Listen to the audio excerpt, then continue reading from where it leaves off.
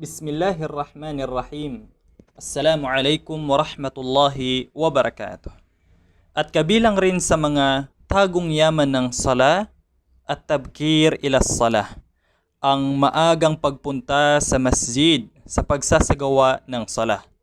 Ang pagiging maaga tungo sa pagsasagawa ng sala at gantimpalang igagawad rito ay itinuro sa atin ng propeta sallallahu alaihi wasallam sa mga ilan sa kanyang mga hadith.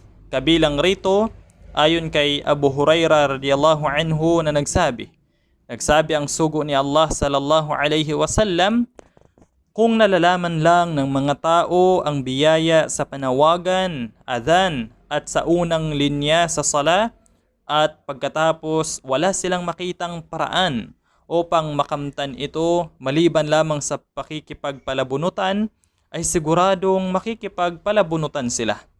At kung nalalaman lamang nila ang biyaya sa maagang pagpunta sa masjid, ay talagang nag-uunahan na sila roon. Muttafaqun alay.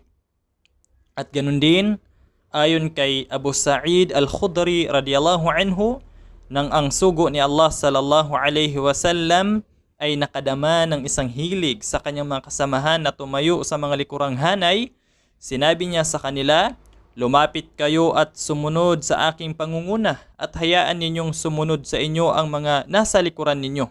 Kung ang mga tao ay patuloy na nahuhuli sa pagkuha ng mga kabutihan, ay inilalagay rin sila ng Allah sa hulihan sa pagpasok sa paraiso. Isinalaysay ito ni Imam Muslim. Ang pagpunta ng maaga tungo sa sala ay patunay na pagkakaroon ng koneksyon ng puso sa masjid.